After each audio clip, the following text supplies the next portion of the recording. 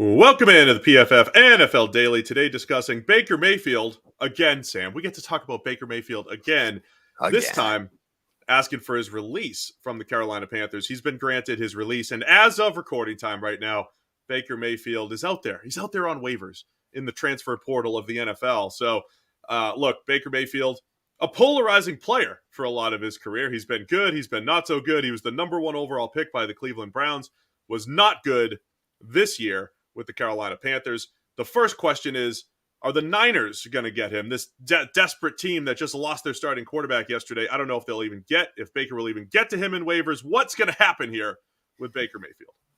Yeah, I mean, very not good was Baker Mayfield this year. And, that was an interesting situation in Carolina in terms of receiving talent was there. The offensive line got better throughout the course of the year. And in his sort of second stint as the starter was actually in a pretty good spot.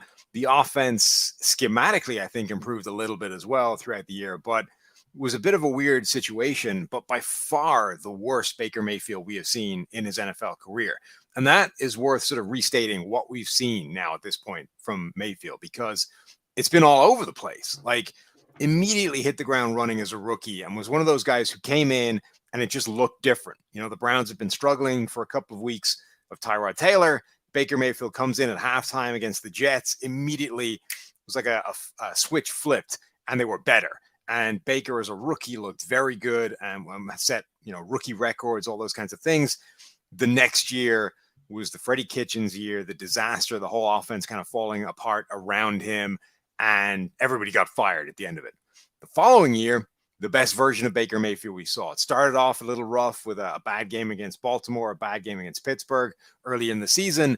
And then once the Stefanski offense started to really kick in, we saw this run of Baker Mayfield playing like a kind of top 10 quarterback down the second half of the season. And then 2021 didn't go well, hurt his shoulder week 2, injured for the entirety of the year, got worse as he went on. And then there was this year rather, worse than any of that.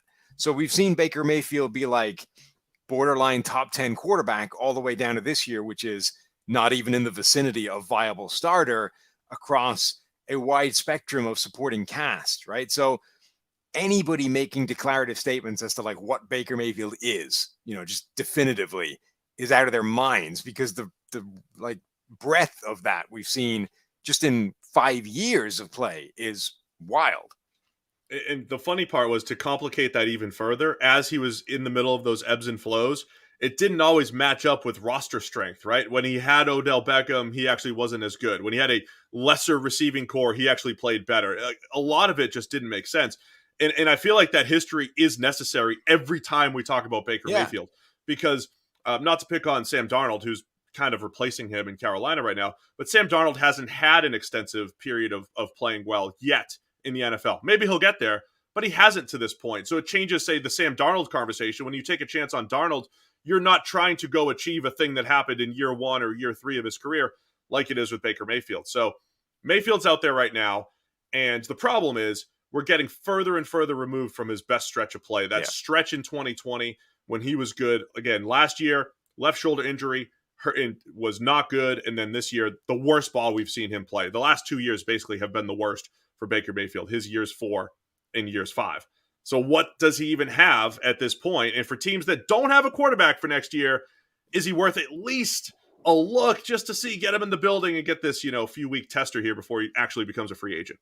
Right. But it is important, I think, to level set and point out that he has been good in the past, and we're not just dealing with this year's version of Baker Mayfield or even last year's version of Baker Mayfield. We're dealing with a guy who has shown a ceiling of play significantly higher than that, albeit in a situation that was better, I think, in Cleveland. But there are teams out there with good situations that are absent a quarterback. And that's where the waiver order gets pretty interesting, because obviously the connection everybody is making, given what happened this weekend, is San Francisco. 49ers are all of a sudden having to stare down the barrel of facing starting Mr. Irrelevant Brock Purdy for the rest of the season and trying to win a Super Bowl with that situation, a rookie quarterback that was the final pick of the draft in a Kyle Shanahan offense, which is, connected family-wise to the Kevin Stefanski offense that he was so good in. Baker Mayfield does make sense in San Francisco. That being said, the 49ers currently fit 24th in the waiver rankings, the order that teams sort of select in. So does he get as far as 24? I don't know. I probably not, based off the needs of some other teams. All right, I want to discuss more 49ers and the rest of the potential teams here, but reminder, the DraftKings Sportsbook, an official sports betting partner of the NFL, is my go-to when betting on the NFL this holiday season. Right now, new customers can bet just $5 on any NFL team to win their game and get $150 in free bets if they do. Check it out. Right now, everyone can earn up to 100% boost with DraftKings stepped-up same-game parlays. You go to DraftKings, go to the DraftKings Sportsbook app, place a same-game parlay, and combine multiple bets like which team will win, player props, point totals, and more. The more legs you add, the bigger the boost, the bigger your shot to win big. So download the DraftKings Sportsbook app now. Use code PFF. Place a $5 bet on any NFL team to win their game and get $150 in free bets if they do. Only at DraftKings Sportsbook with the code PFF. Minimum age and eligibility restrictions apply. See show notes for details. So a lot of people talking about the Niners, Sam. I think that fit would be fine.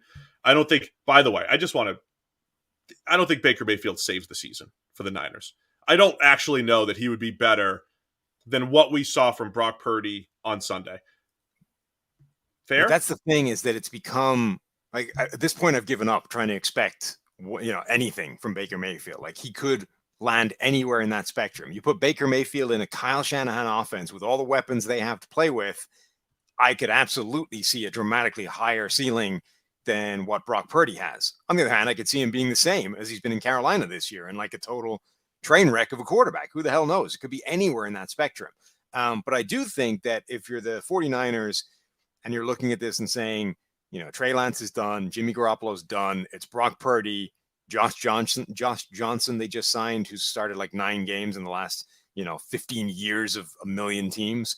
That is not a high ceiling of quarterback play available to them. So at that point, I think Baker Mayfield does become certainly an interesting proposition for them. But let me give you some teams that stood out and their order in the waiver wire claim, because I think there's some interesting teams for him to get past if the 49ers thing is even remotely possible.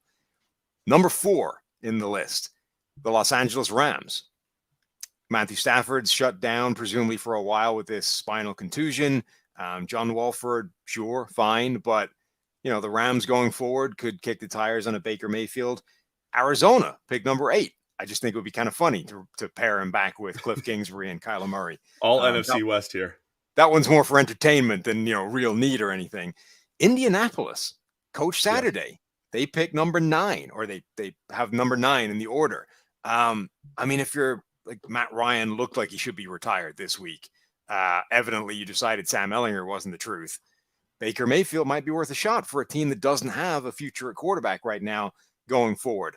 Atlanta, pick number 10. Marcus Mariota's playing his way to the bench. Desmond Ridder may or may not be the solution there. Baker in that offense. Arthur Smith, I think, would be a pretty intriguing one. And then the final one I think is worth talking about, the New England Patriots at number 18. Remember how enamored Bill Belichick was said to be with Baker Mayfield before the draft, back when we weren't really sure whether he was going to be a number 1 pick or like a number 12 pick. And, the further he went down that draft, the more interested the Patriots were said to be at jumping up and potentially drafting him. Now, maybe he soured on that entirely based off the last year and a half of Baker Mayfield, but draft priors are something that tend to take a long time to go away for NFL teams. So if that was true and Belichick and the Patriots really did love Baker Mayfield, well, here's an opportunity to pick him up for nothing. Yeah, some interesting teams there. Let's unpack a few of them. First off, the Rams, I think, should be interested because Stafford not only out for the season, and they're just, stitching it together with the guys they have, but Stafford, I don't know if he's done for his career. I mean, this could be a career-ending type of injury. The Rams might be without a first-round pick and in need of a quarterback this offseason. I think any team that might need a quarterback next season should at least think about getting Baker Mayfield in the building. Just in case he's the guy, right? Just to kick the tires. The Rams could be that guy, the team. The Patriots are an interesting one, because of the connection you said. I brought up the Raiders because Josh McDaniels was there with the Patriots when they were scouting Baker Mayfield. Not that Baker's replacing Derek Carr or anything, but again, kick the tires on a guy that could be your backup going forward, or an insurance policy for Derek Carr and other moves that the Raiders want to make. And then the Seattle Seahawks could be a team. They're ahead of the Niners in the priority order. If they think this is a move that the Niners would make to save their season, the Seattle Seahawks could claim Baker Mayfield just to block him from their division rival 49ers. This is like the reverse of what we were talking about before the season of San Francisco blocking Seattle from trying to get Jimmy G if they were going to move in that direction. Oh, man, it's crazy. Predicting quarterback play remains just a very difficult thing, not just for us, but for everybody around the NFL. By the time you listen to this, Baker Mayfield might be unclaimed. He might be completely unclaimed and a free agent, and who knows if anybody's going to pick him up. But the reality is Baker had a tough time leading one of the worst offenses in the NFL. This year, I don't think he's saving any teams, but it's a move the Niners should probably consider, and any of these teams like the Rams that are looking to next year, the Colts especially. Like the Colts should just get him in and see, even though they're probably going to draft someone next year. So, and look, if it all goes to hell, the XFL is right around the corner. Oh man, I can't believe we're that close to it. Baker Mayfield, a couple years removed from being a Browns hero, winning a playoff game against the Pittsburgh Steelers. All right, let us know. Where should Baker Mayfield go around the NFL? It's the PFF NFL Daily.